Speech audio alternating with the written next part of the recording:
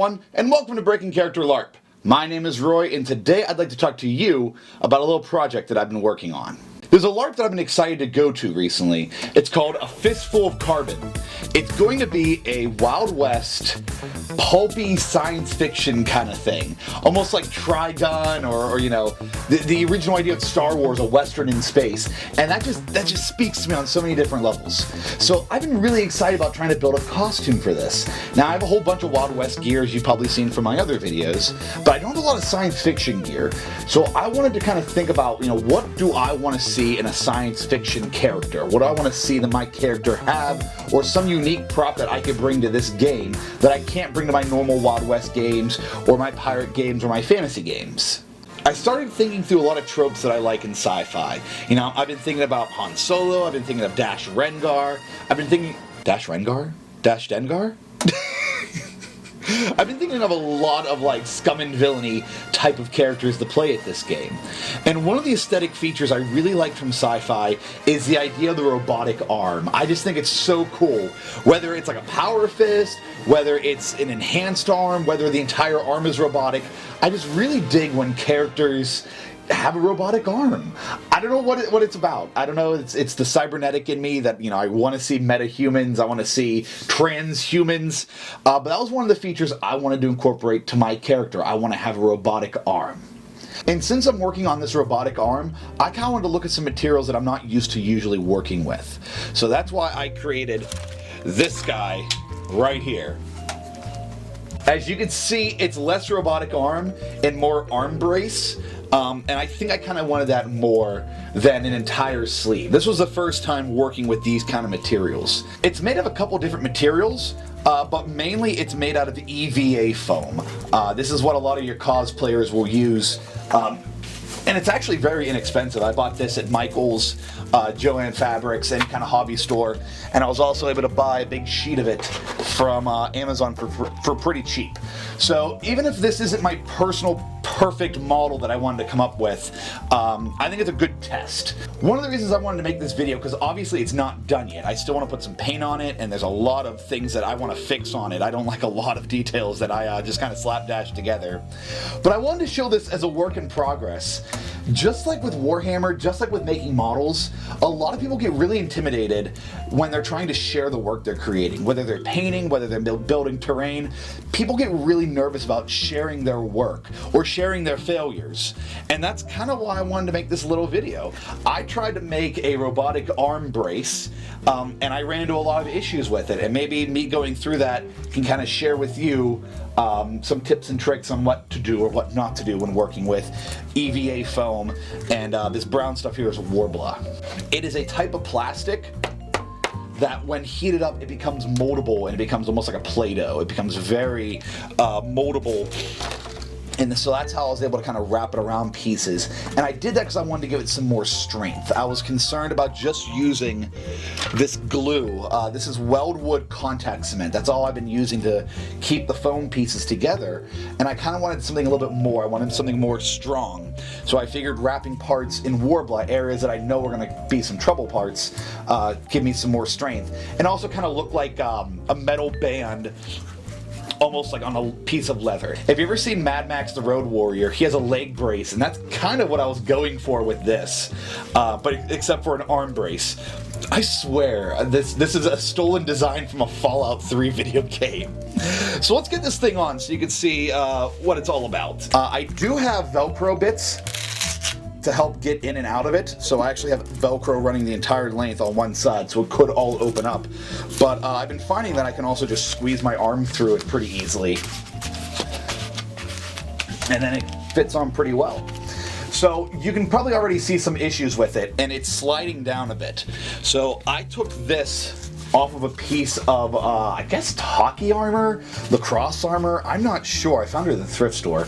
Added some Warbler to kind of cover up the CCM. Yeah, I guess that is hockey then. And the idea behind this would be, this would go and attach, whoop, this would attach to another piece on my shoulder. And I'll talk about that idea later, but that has been kind of helping to hold it up a bit. Some of the other issues you're probably seeing is whenever I bend the arm, I ideally only wanted it to bend at one point, right here. what I used was a pair of snap fasteners, put a hole through both of them, and use that as a joint. But as you can see, other parts of it is bending as I'm moving my arm around. That's a benefit and a negative, which I could also talk about later. But that's pretty much the idea of the construction. It doesn't impede my movements too much. And again, one of the issues I had was like my wrist, which I still need to fix as well.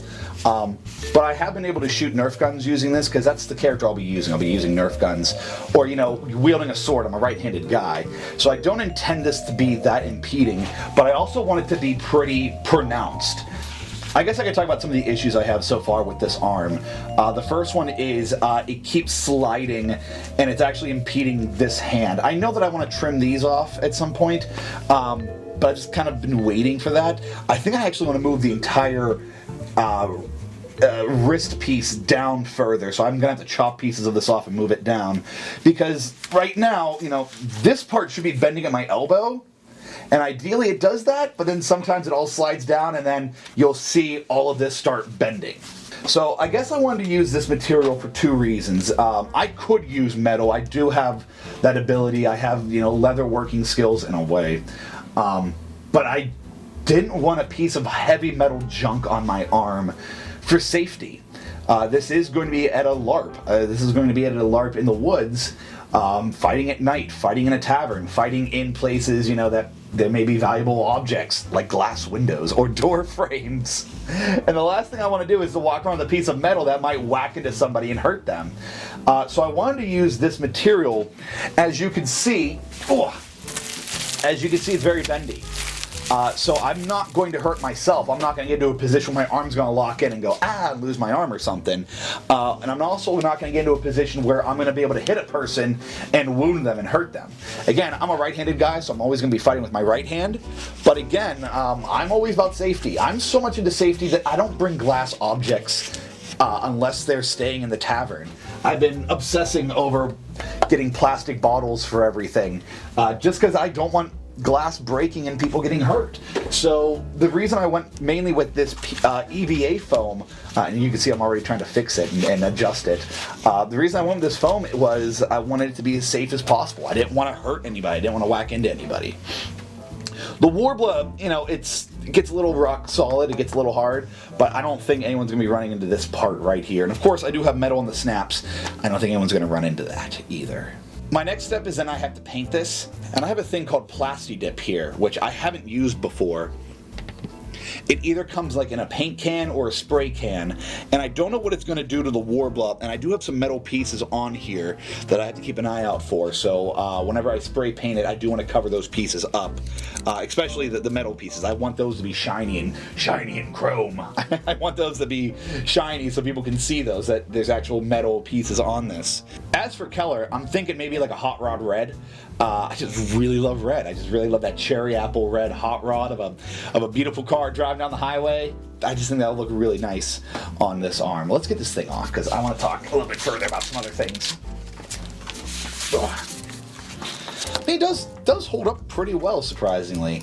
And I guess that's why the bendable part, I'm hoping when it's all painted, some of this I'll be able to make it look like metal, so you can tell that, oh, it's supposed to be metal and not, you know, supposed to be plastic or foam. Some of the other things I'm planning on doing to this arm to add some more details to it. Again, I'm a Warhammer guy, I'm a miniature guy. I like adding greeblies. That's our term in the biz for adding small little details onto these. I do want to add some more screws.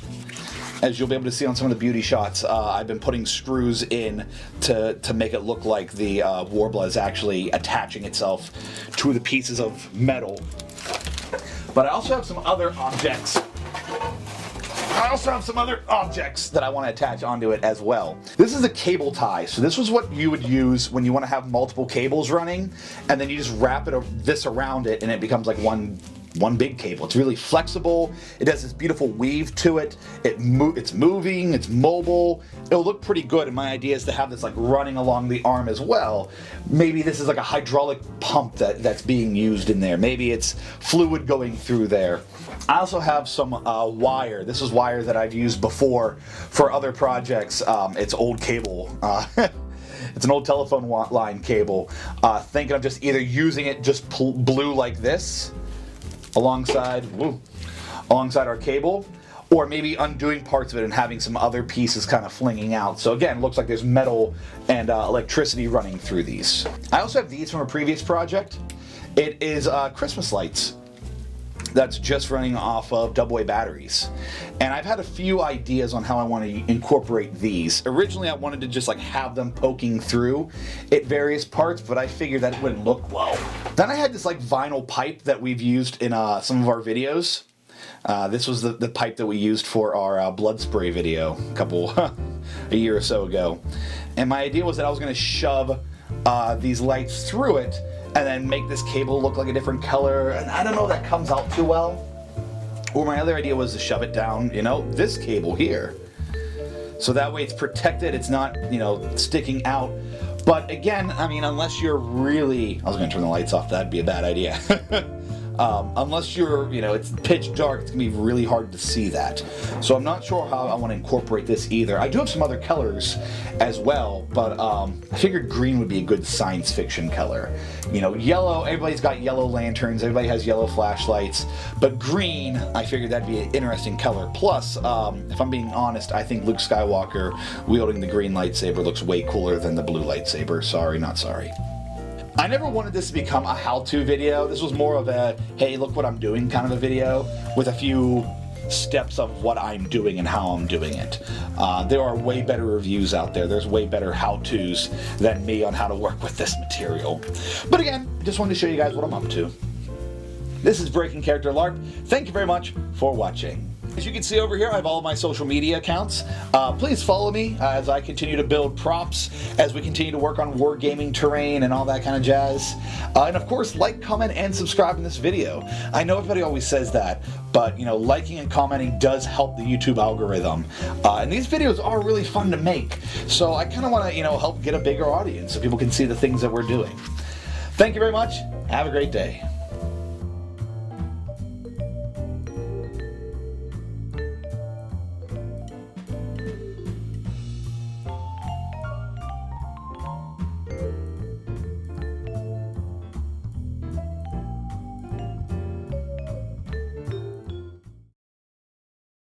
Want to come along, Dash? Why not? Gotta earn my pay.